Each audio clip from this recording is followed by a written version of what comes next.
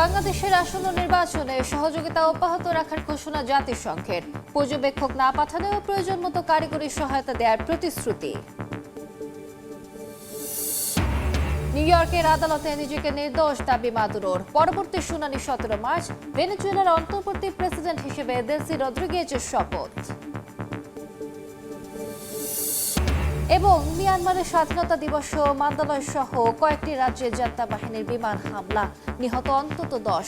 জাতীয় নির্বাচনের প্রথম দফার ভোটে জান্তা সমর্থিত ইউএসডিপির জয়।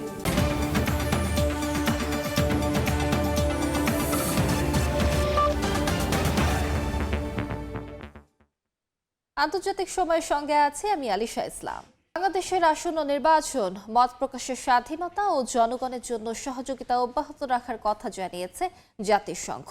সোমবার সদর দফতরে সময় সংবাদের এক প্রশ্নের জবাবে মহাসচিব অ্যান্তোনিও গুতেরেসের মুখপাত্র স্টিফেন ডুজারিক বলেন, নির্বাচনে কোনো পর্যবেক্ষক পাঠাবে না জাতিসংঘ, তবে প্রয়োজন মতো কারিগরি সহায়তা দেওয়া হবে। নিউ ইয়র্ক থেকে হাসানুজ্জামান সাকির রিপোর্ট। খ্রিস্টীয় বড়দিন ও নতুন বছরের ছুটি শেষে বেশ কিছুদিন পর জাতিসংঘ সদর দফতরে প্রেস ব্রিফিং। সোমবারের ব্রিফিংয়ে উঠে আসে বিশ্বের বিভিন্ন দেশের চলমান গুরুত্বপূর্ণ বিষয়। ব্রিফিংয়ে সময় সংবাদের এক প্রশ্নের জবাবে মহাসচিব অ্যান্তোনিও গুতেরেসের মুখপাত্র স্টিফেন ডুজারিক বলেন, বাংলাদেশের আসন্ন জাতীয় সংসদ নির্বাচনে কোনো পর্যবেক্ষক পাঠাবে না জাতিসংঘ। As you know, the national parliamentary election in Bangladesh is scheduled February 12. Will the United Nations send any observer to this election? No, so we do not, the UN itself doesn't send observers unless there is a mandate from the General Assembly or the Security Council, so that's no longer something that we do. I can check for you whether the UN country office is offering any technical support. Bangladesh Nationalist Party, BNP's acting chairman Tarek Rahman 17 বছর পর বিএনপির ভারপ্রাপ্ত chairman Tarique রহমানের স্বদেশ প্রত্যাবর্তন গণতন্ত্রে উত্তরণের পথে গুরুত্বপূর্ণ কিনা জানতে চাইলে মহাসচিবের মুখপাত্র সরাসরি জবাব না দিয়ে বলেন, নির্বাচনে বাংলাদেশের জনগণের পাশে থাকবে জাতিসংঘ। We will support in any way we can elections and the free expression by the Bangladeshi people of their political vision for their country. Press ব্রিফিংয়ে ভেনেজুয়েলায় মার্কিন বিশেষ বাহিনীর অভিযান, ইরানে বিক্ষোভ ও ফিলিস্তিনের গাজায় ইসরায়েলি বাহিনীর আগ্রাসনের বিষয়ে জাতিসংঘের বক্তব্য তুলে ধরেন ডুজারিক। জাতিসংঘ বিএনপি চেয়ারপারসন বেগম খালেদা জিয়ার মৃত্যুতে শোক ও সমবেদনা জানিয়েছে উল্লেখ করেন মুখপাত্র। বলেন, আগামী নির্বাচন মত প্রকাশের স্বাধীনতা বজায় রাখা সহ বাংলাদেশের জনগণের জন্য সব ধরনের সহযোগিতা অব্যাহত থাকবে। হাসানুজ্জামান সাকি, সময় সংবাদ, জাতিসংঘ সদর দপ্তর, নিউ ইয়র্ক। যুক্তরাষ্ট্রের নিউ ইয়র্কে ম্যানহাটনের আদালতে নিজেকে নির্দোষ দাবি করলেন মাদুরো। একই সঙ্গে নিজেকে ভেনেজুয়েলার বর্তমান প্রেসিডেন্টও দাবি করেন তিনি। এদিকে মার্কিন গণমাধ্যমের তথ্য মতে এখনই জামিনের আবেদন করবেন না মাদুরো ও তার স্ত্রী। এরই মধ্যে দিয়ে শেষ হলো মাদুরোর প্রথম শুনানি। পরবর্তী শুনানি আগামী 17 মার্চ। এদিকে শুনানি চলাকালে আদালতের বাইরে মাদুরো ও ট্রাম্পের পক্ষে পাল্টাপাল্টি বিক্ষোভ করেন সমর্থকরা। নিউ ইয়র্ক থেকে বিস্তারিত জানাচ্ছেন হাসানুজ্জামান সাকি। ভেনেজুয়েলার প্রেসিডেন্ট নিকোলাস মাদুরো ও তার স্ত্রীকে সোমবার স্থানীয় সময় দুপুরে কারা পোশাকে নিউ ইয়র্কের ম্যানহাটনের আদালতে তোলে মার্কিন প্রশাসন। আদালতে প্রথম হাজিরায় নিজেদের নির্দোষ দাবি করেন মাদুরো ও তার স্ত্রী। মাদুরো বলেন, তিনি এখনও ভেনেজুয়েলার প্রেসিডেন্ট এবং একজন সৎ ব্যক্তি। তার বিরুদ্ধে মাদক চোরাচালান, ষড়যন্ত্র সহ মোট 4টি অভিযোগ রয়েছে। আদালতের বিভিন্ন সূত্র মতে জানা গেছে, এখনই জামিনের আবেদন করবেন না প্রেসিডেন্ট ও তার স্ত্রী। এর মধ্য দিয়ে শেষ হলো মাদুরোর প্রথম শুনানি। পরবর্তী শুনানির দিন ধার্য করা হয়েছে আগামী 17 মার্চ। এর আগে নিউ ইয়র্কের আদালতে শুনানি চলাকালে মাদুরোর পক্ষে স্লোগান দেন বিক্ষোভকারীরা। ট্রাম্পকে ধন্যবাদ দিয়ে পাল্টা স্লোগান দেয় আরেক পক্ষ। ভেনেজুয়েলার প্রেসিডেন্ট নিকোলাস মাদুরো ও তার স্ত্রী সিলিয়া সোমবারের শুনানিতে ব্যক্তিগত কোনো আইনজীবী নিয়োগ করেননি। রাষ্ট্র নিযুক্ত আইনজীবী তাদের পক্ষে লড়েছেন। শুনানি শেষে মাদুরোকে এই আদালত থেকে হেলিকপ্টারে করে ব্রুকলিনের বন্দি শিবির মেট্রোপলিটন ডিটেনশন সেন্টারে নিয়ে যাওয়া হয়। এখন আইনি প্রক্রিয়া শেষে কবে ও কি রায় হয় তা সময়ই বলে দেবে। এদিকে শুনানিতে মাদুরো নিজেকে নির্দোষ দাবি করার পর কিউবা, কলম্বিয়া, মেক্সিকো এবং ডেনমার্কের অঞ্চল গ্রিনল্যান্ডকেও হুঁশিয়ারি দিয়েছেন মার্কিন প্রেসিডেন্ট ডোনাল্ড ট্রাম্প। ফ্লোরিডা থেকে ওয়াশিংটনে ফেরার পথে এয়ারফোর্স ওয়ানে গণমাধ্যমকে দেয়া সাক্ষাৎকারে ট্রাম্প গ্রিনল্যান্ডকে যুক্তরাষ্ট্রের অন্তর্ভুক্ত করার ইচ্ছা পুনর্ব্যক্ত করেন। বলেন, জাতীয় নিরাপত্তার দৃষ্টিকোণ থেকে গ্রিনল্যান্ডকে যুক্তরাষ্ট্রের প্রয়োজন। স্থানীয় সময় সোমবার সন্ধ্যায় ভেনেজুয়েলার সামগ্রিক ইস্যু নিয়ে মার্কিন গুরুত্বপূর্ণ কিছু আইন প্রণেতার সঙ্গে বৈঠক করেছে ট্রাম্প প্রশাসন। বৈঠকে সার্বিক পরিস্থিতি ও ট্রাম্পের ভবিষ্যৎ পরিকল্পনা নিয়ে আলোচনা হয়। গেল শনিবার ভেনেজুয়েলার প্রেসিডেন্ট মাদুরো ও স্ত্রী সিলিয়াকে দেশটির রাজধানী কারাকাসের বাসভবন থেকে আটক করে যুক্তরাষ্ট্রের বিশেষ বাহিনী। পরে হেলিকপ্টার, যুদ্ধজাহাজ ও সামরিক বিমানে করে তাদের নিউ ইয়র্কে আনা হয়। এই অভিযানের বৈধতা নিয়ে জাতিসংঘ নিরাপত্তা পরিষদও তীব্র প্রতিক্রিয়া দেখিয়েছে। মহাসচিব অ্যান্তনিও গুতেরেস বলেন, আন্তর্জাতিক আইনের নিয়ম মানা হয়েছে কিনা তা নিয়ে তিনি উদ্বিগ্ন।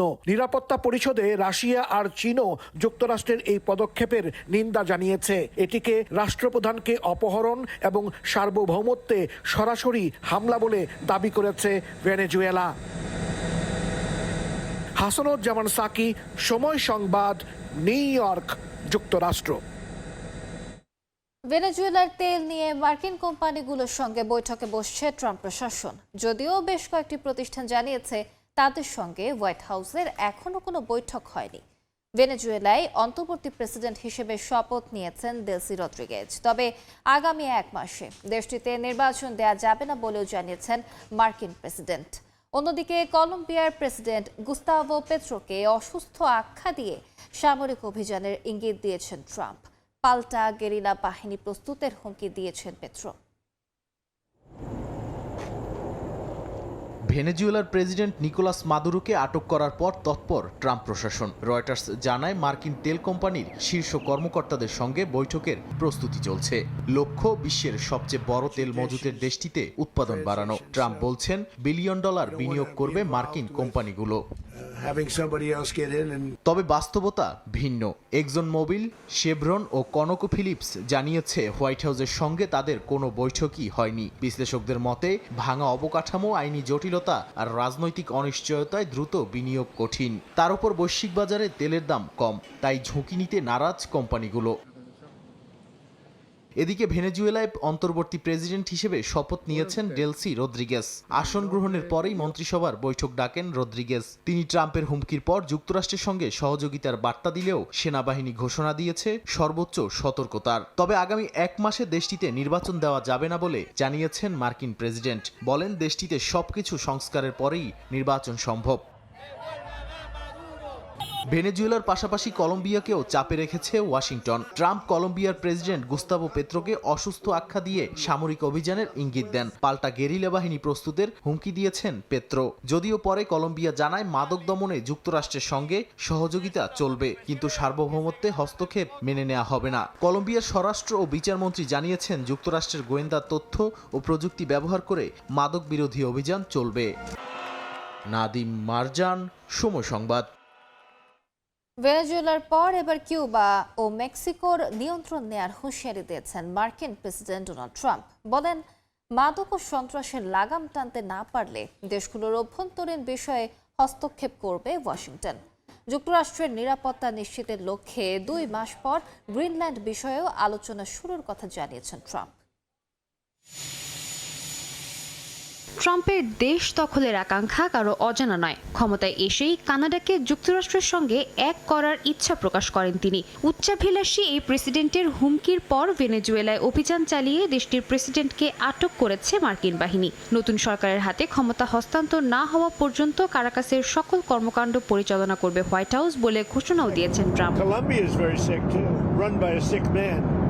who likes making cocaine. Nicolas মাদুরোকে গ্রেফতারের 48 ঘন্টা না পেরোতেই কিউবা, কলম্বিয়া, মেক্সিকো ও গ্রিনল্যান্ডের দিকে হুমকি ছুড়ে দিয়েছেন ট্রাম্প। এয়ারফোর্স ওয়ানে সাংবাদিকদের সঙ্গে কথা বলার সময় হুঁশিয়ারি দেন তিনি। বলেন, কলম্বিয়ান প্রেসিডেন্ট গুস্তাভো পেত্রো দেশটিতে কোকেইনের আখড়া বানিয়ে ফেলেছেন, মার্কিনদের কাছেও এই মাদক বিক্রি করছেন। তবে এই কর্মকাণ্ড খুব দ্রুত বন্ধ হয়ে যাবে বলে হুমকি দেন ট্রাম্প। কিউবার পতনও খুব কাছাকাছি বলে দাবি করেন তিনি। বলেন, কিউবার প্রশাসনের অবস্থা এতটাই নাজুক যে তাদের পতনের জন্য তার হস্তক্ষেপেরও প্রয়োজন নেই। এরই ধারাবাহিকতায় ট্রাম্প বলেন, মেক্সিকোকে বর্তমানে বিভিন্ন সন্ত্রাসী সংগঠন পরিচালনা করছে। দ্রুত প্রশাসনকে তাদের কার্যকলাপে লাগাম টানতে হবে, নতুবা তাদের অভ্যন্তরীণ বিষয়ে হোয়াইট হাউসকে হস্তক্ষেপ করতে হবে। এর আগেও মাদক পাচারের অভিযোগে মেক্সিকোর উপর নিষেধাজ্ঞা ও শুল্ক আরোপ করে যুক্তরাষ্ট্র। এই তালিকায় রয়েছে গ্রিনল্যান্ডের নামও। বেশ কয়েক মাস ধরেই দ্বীপটিকে আয়ত্তে নেয়ার ইচ্ছা প্রকাশ করছেন ট্রাম্প। তার দাবি, ওয়াশিংটনের নিরাপত্তার জন্য তাদের গ্রিনল্যান্ডের মালিকানা প্রয়োজন। এই বিষয়ে 2 মাস পর তিনি আলোচনা শুরু করবেন বলে জানান। সাদিয়া তাসনিম, সময় সংবাদ। আবারও ইসরায়েলি বিমান হামলায় শিশুসহ নিহত হয়েছেন অন্তত 2 ফিলিস্তিনি। ইসরায়েলের দাবি, হামাসকে লক্ষ্য করে এই হামলা চালিয়েছে তারা। অন্যদিকে মধ্য গাজায় যুদ্ধবিধ্বস্ত একটি ভবন ধসে পড়ে 2 জন নিহত হয়েছেন। জাতিসংঘ বলছে, যুদ্ধে গাজার 81% ভবন ক্ষতিগ্রস্ত বা পুরোপুরি ধ্বংস হয়ে গেছে। এদিকে ইসরায়েলি বিমান হামলায় দক্ষিণ ও পূর্ব লেবাননে নতুন করে উত্তেজনা দেখা দিয়েছে।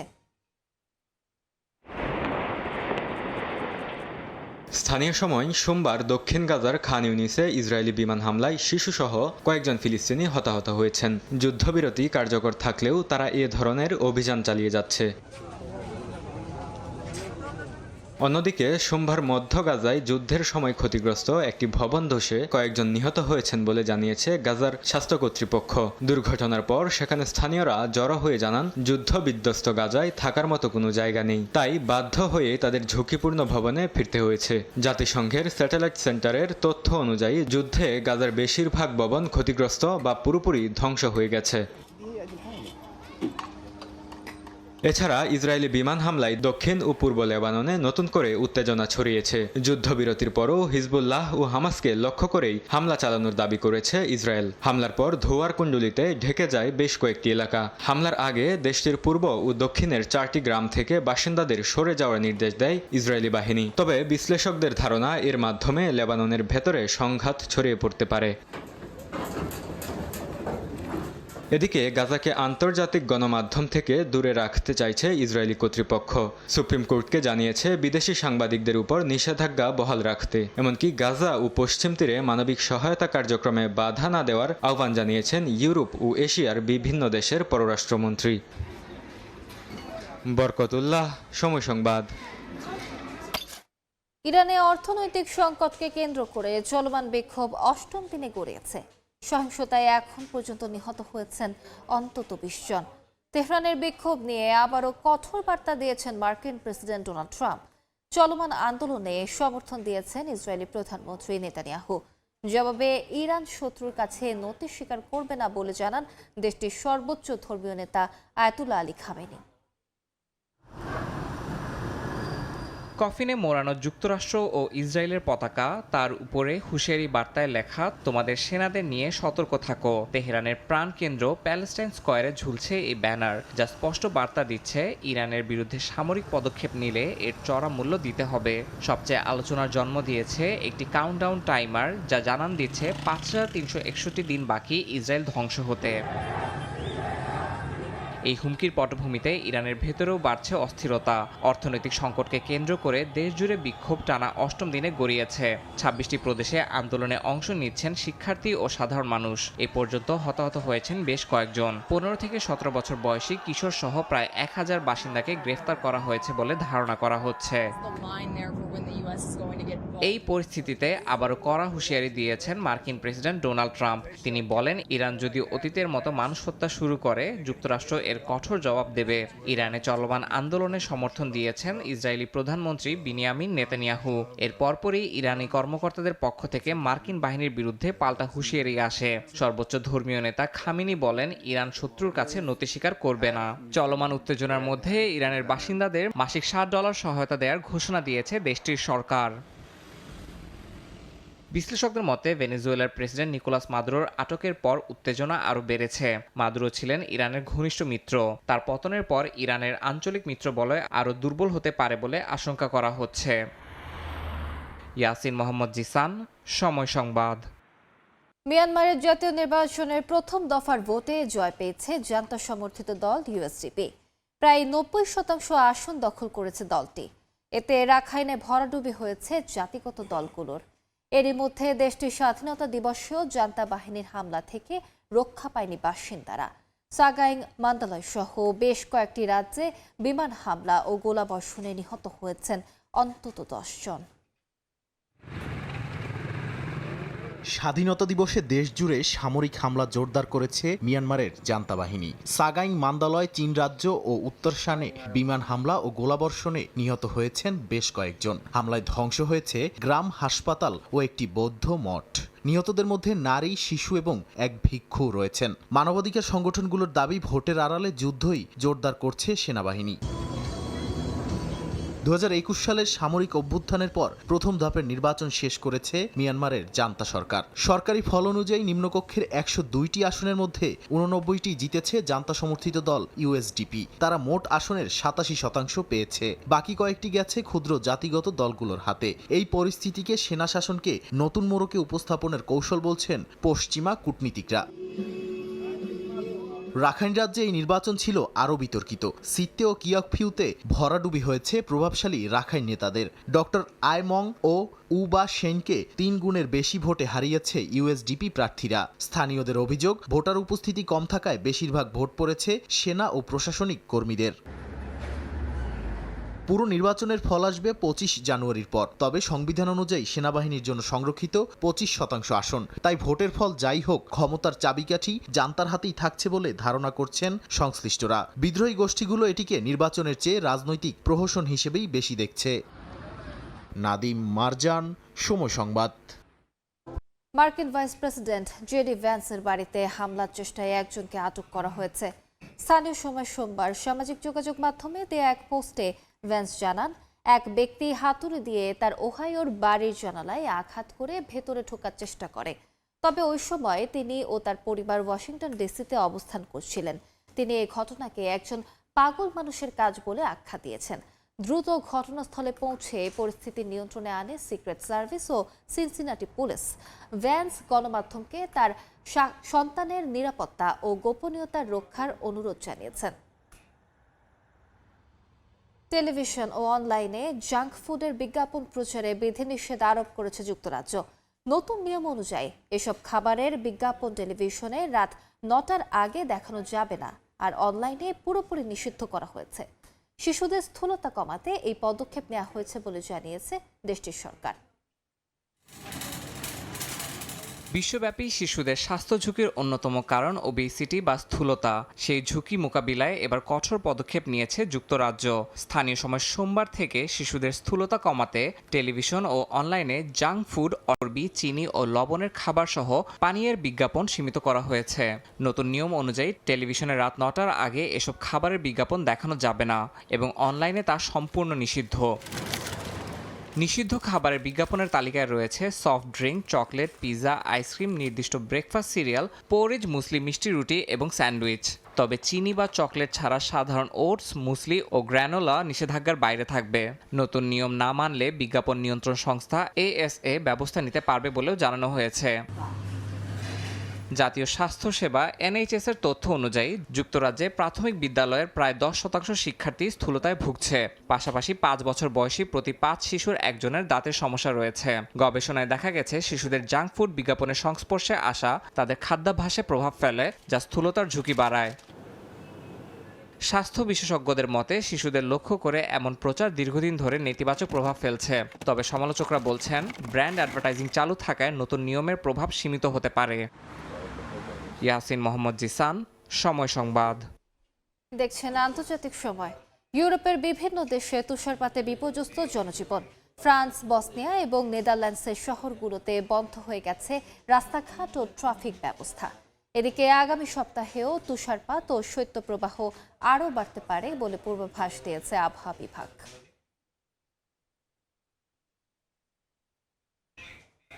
ঢেকে যায় রাস্তাঘাট সহ শহরের বেশিরভাগ জায়গা। আইফেল টাওয়ার এবং পার্কের আশেপাশের এলাকা বরফের আস্তরণে ঢেকে যায়। দেশটির জাতীয় আবহাওয়া সংস্থা মেতেও ফ্রান্স জানিয়েছে, রাতে তাপমাত্রা -4 ডিগ্রি সেলসিয়াস পর্যন্ত নেমে যাওয়ার সম্ভাবনা রয়েছে। এর মধ্যেও পর্যটকরা বেরিয়েছেন পরিবেশ উপভোগ করতে। ইউরোপের আরেক দেশ বসনিয়ার রাজধানীতে গেল 24 ঘন্টায় 50 থেকে 70 সেন্টিমিটার বরফ পড়েছে। এ কারণে জনজীবন বিপর্যস্ত হয়ে পড়েছে। বরফের স্তর জমে সড়ক মহাসড়ক বন্ধ হয়ে গেছে। ব্যাহত হচ্ছে শহরের ট্রাম ও বাস চলাচল। স্থানীয় বাসিন্দারা বলছে, পরিস্থিতি নিয়ন্ত্রণে রাখতে কাজ করে যাচ্ছে প্রশাসন। অন্যদিকে নেদারল্যান্ডসের শহর আমস্টারডামেও বরফ জমে বন্ধ হয়ে গেছে রাস্তাঘাট। ডাচ রেলওয়ে কোম্পানি জানিয়েছে, রাজধানী সহ আশেপাশের অঞ্চলে বন্ধ হয়ে গেছে যাত্রীবাহী ট্রেন চলাচল। রাজধানীর শিপহল বিমানবন্দরে অন্তত 5 শতাধিক ফ্লাইট বাতিল করেছে কর্তৃপক্ষ। সাময়িকভাবে বন্ধ রাখা হয়েছে বিমান অবতরণ। বরকতুল্লাহ, সময় সংবাদ। সাবেক প্রধানমন্ত্রী ও বিএনপি চেয়ারপারসন বেগম খালেদা জিয়ার স্মৃতির প্রতি শ্রদ্ধা জানিয়ে শোক বইয়ে স্বাক্ষর করেছেন পাকিস্তানের প্রধানমন্ত্রী সহ বিভিন্ন দেশের হাইকমিশন। স্থানীয় সময় সোমবার পাকিস্তানের ইসলামাবাদে বাংলাদেশ হাইকমিশনে এক অনুষ্ঠানে অংশগ্রহণ করে শোক বইয়ে স্বাক্ষর করেন পাকিস্তানের প্রধানমন্ত্রী মোহাম্মদ শাহবাজ শরীফ। অনুষ্ঠানে আরও উপস্থিত ছিলেন সরকারের উচ্চ পদস্থ কর্মকর্তারা। এছাড়া লন্ডনে বাংলাদেশ হাইকমিশনে উপস্থিত হয়ে বেগম জিয়ার প্রতি শ্রদ্ধা জানিয়ে শোক বইয়ে স্বাক্ষর করেন থাইল্যান্ডের রাষ্ট্রদূত সহ শ্রীলঙ্কা, সাইপ্রাস এবং মরিশাসের হাইকমিশনার।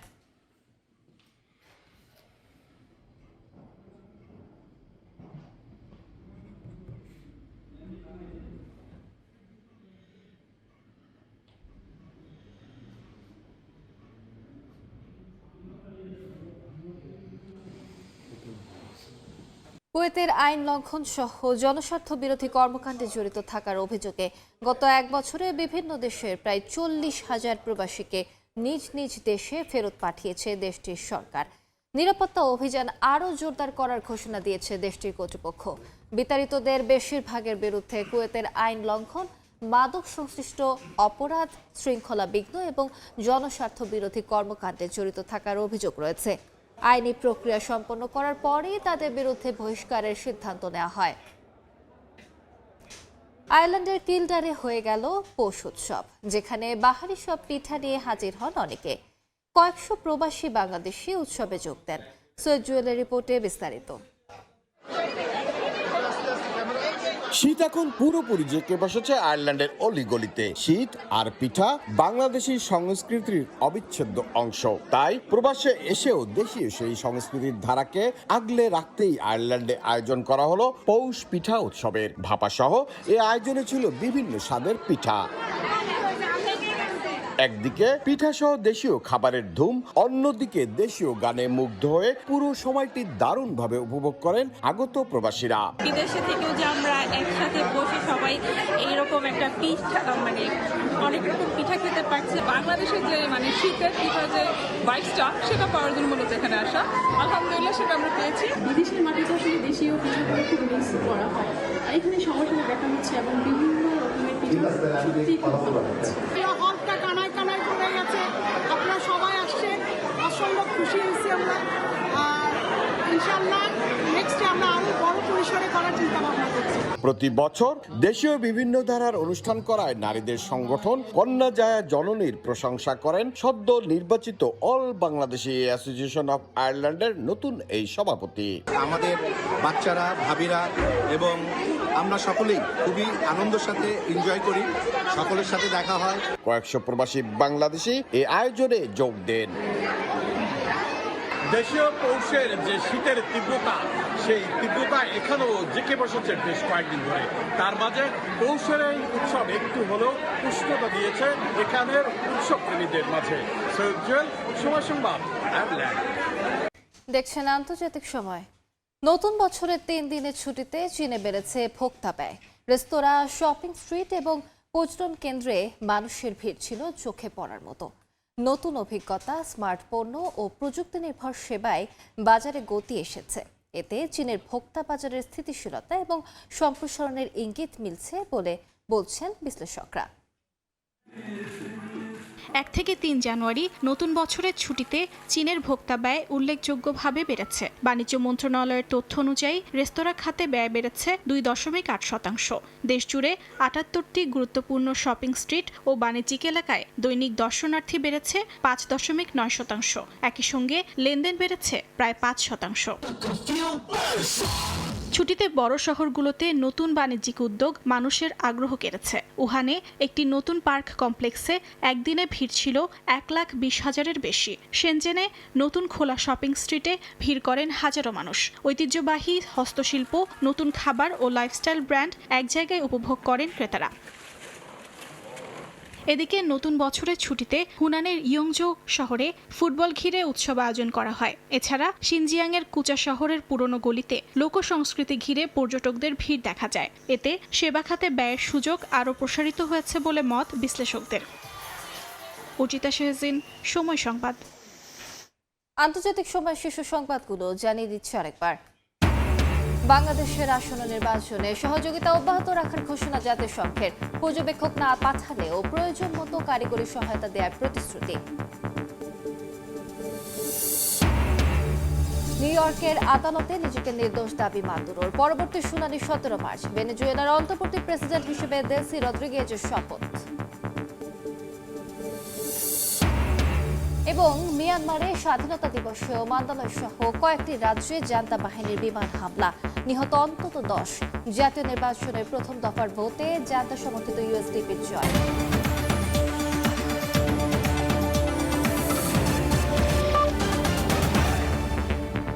এছাড়া আন্তর্জাতিক সময় কিছুক্ষণ পর আসছে সকাল 10টার সময় সংবাদ নিয়ে। সঙ্গে থাকুন সময়।